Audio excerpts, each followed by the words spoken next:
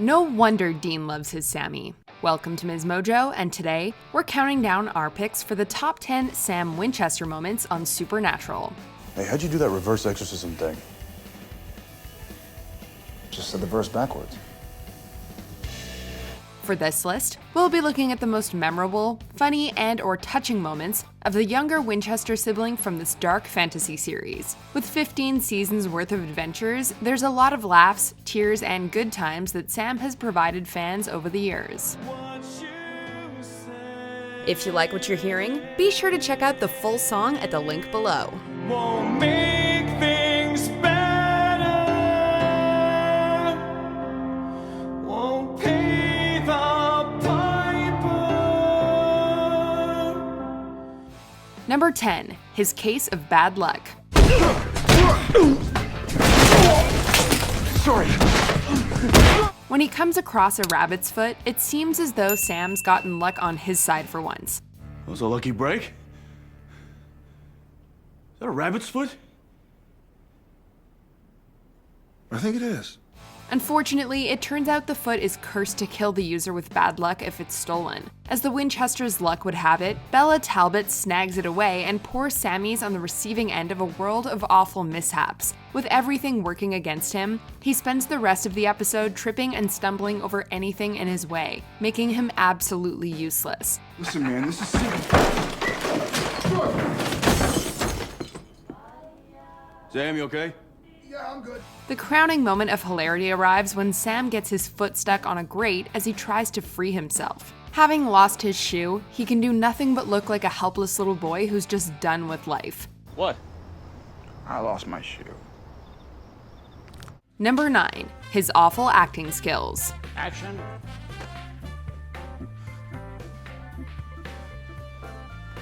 It's because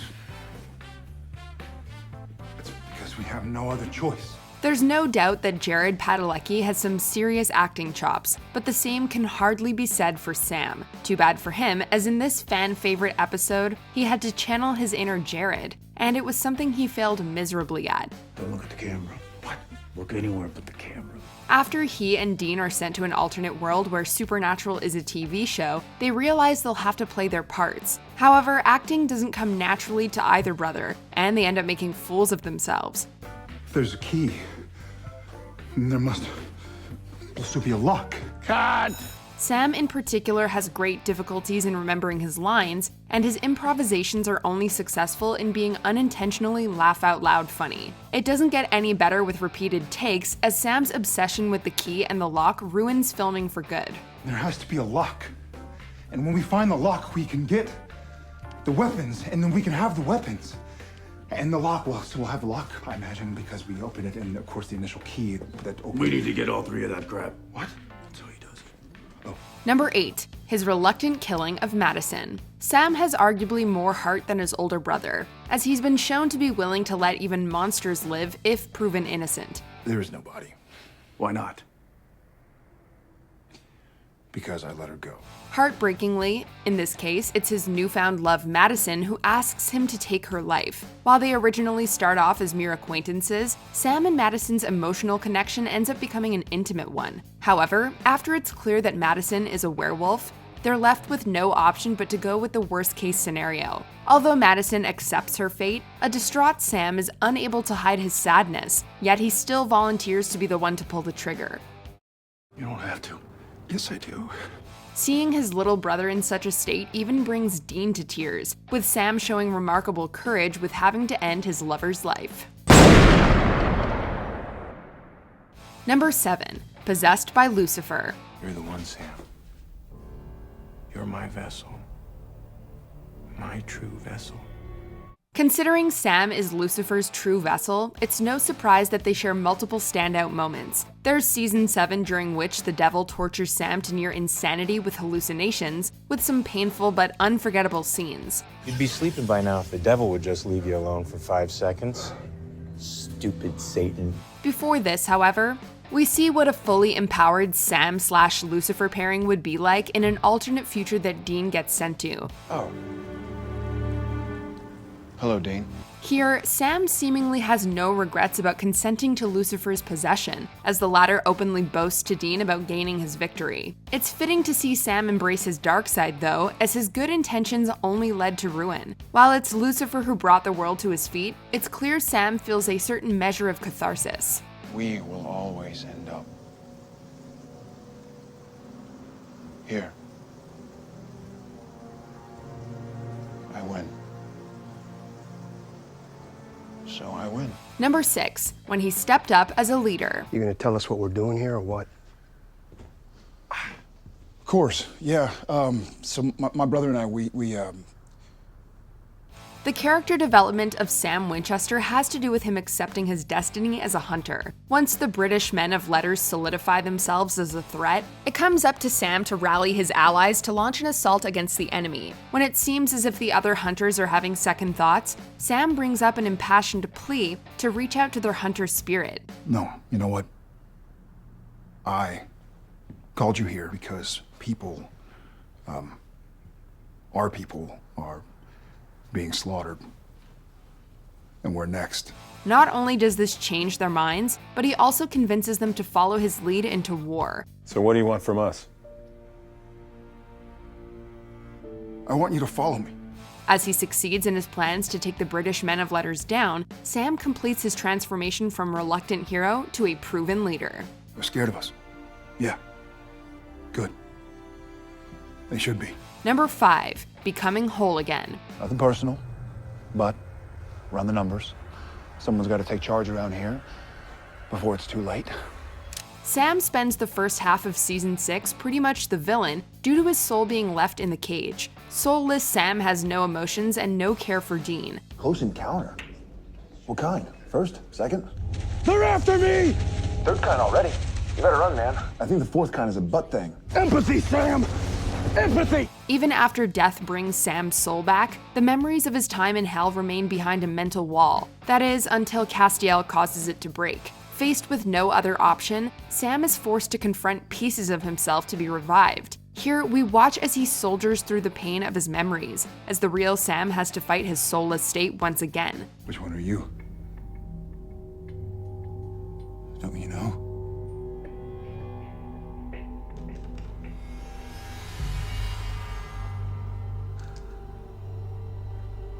I'm the one that remembers hell. The most noteworthy moment takes place at the end of his journey, as Sam accepts his tortured self back just so he can return to his brother again. Good luck. You're gonna need it. Number 4, confessing his failures to Dean. Season 8 brings a number of internal conflicts between the brothers. You had secrets. You had Benny. And you got on your high and mighty, and you've been kicking me ever since you got back. But that's over. So move on, or I will. While they do team up again, the estrangement makes Sam recall the times he's failed Dean. With the trials to close the gates of hell almost complete, he comes close to sacrificing his life when Dean interrupts him. Where's Cass? Metatron lied. You finished this trial? You're dead, Sam.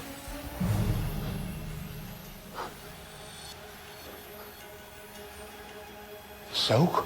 However, Sam reveals that he deserves to die, as his overwhelming guilt makes him believe he isn't worth saving. He also confesses his pain at Dean seeking comfort in other characters like Castiel and Benny over him, showing true vulnerability after a long time. What happens when you've decided I can't be trusted again? I mean, who are you gonna turn to next time instead of me? Another angel? Another vampire? This admission goes a long way in confirming how Sam does look up to Dean, and how much he wants to make his brother proud. Do you want to know what I confessed in there? What my greatest sin was? It was how many times I let you down. I can't do that again. Number 3, reconciling with his father. The hell was that? We need to talk. About what? About everything. Unlike Dean, Sam grew up defying his father's orders time and time again, voicing his resentment of the hunter life. After John once again tries to keep the brothers in the dark, Sam goes as far as to pick a fight with his own father. Think I wouldn't find out? What are you talking about? This memory comes back to haunt him after John's death, as he regrets leaving things off in such a way. Over a decade of carrying this guilt, Sam finally gets a chance at reconciliation when the time-displaced John arrives at what is the future for him. For me, that fight, that was a lifetime ago. Despite John acknowledging his mistakes as a parent, Sam overlooks his failures and instantly forgives his father. After witnessing just how bitter he'd once been with John, it makes for a heartwarming moment to see Sam in his father's arms. I am so sorry.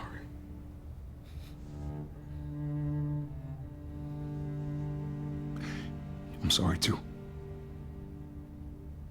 Number 2, offering to trade his soul to save Dean. I don't want 10 years. I don't want 1 year. I don't want candy. I want to trade places with Dean. No. Sam has taken any chance he can to rescue his brother from trouble, no matter how difficult it might be. Doctors say there's nothing they can do. But they don't know the things we know, right? So don't worry, because I'm gonna do whatever it takes to get him better. This is why, when Dean trades his soul for Sam's resurrection, the younger Winchester is racked with guilt. Rather than accept his new lease on life, Sam begins a tireless attempt in Season 3 to get Dean out of his contract, killing anyone connected to it throughout. You can let Dean out of his deal right now. He lives, I live, you live. Everyone goes home happy. Or you stop breathing permanently.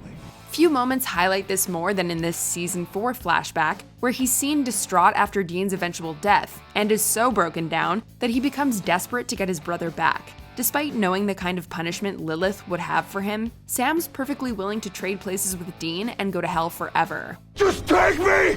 It's a fair trade! No! Why not?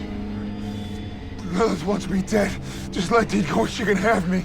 Before we unveil our favorite Sam Winchester moments, here are some honorable mentions. Getting hopped up on medication. They give you something? Oh yeah, they gave me everything. It's spectacular. You always were a happy drunk. Celebrating Christmas with Dean. What's all this? What do you think it is? It's Christmas. Dean's over-dramatization of Sam's personality. Too precious for this world. I never said that. You're always saying pansy stuff like that. Fanboying over Castiel. Hello, Sam. Oh my God. I didn't mean to, sorry. It's an honor. Having faith in Dean. I'll do it, fair warning. No, you won't. When push shoves, you'll make the right call. Before we continue, be sure to subscribe to our channel and ring the bell to get notified about our latest videos. You have the option to be notified for occasional videos or all of them. If you're on your phone, make sure you go into your settings and switch on notifications.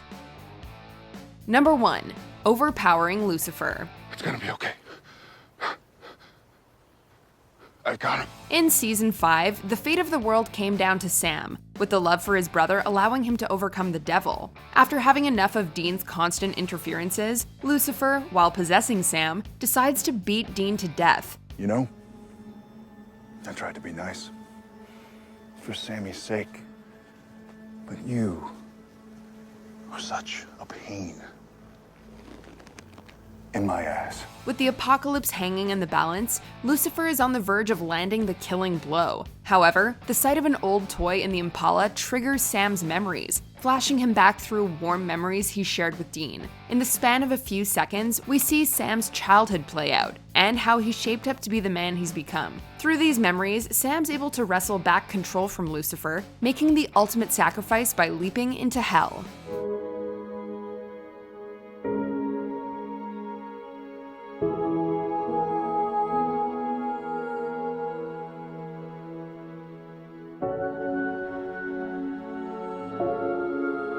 Do you agree with our picks? Let us know in the comments. And hey, if you're a fan of the song playing right now, be sure to check out the music video for it right here.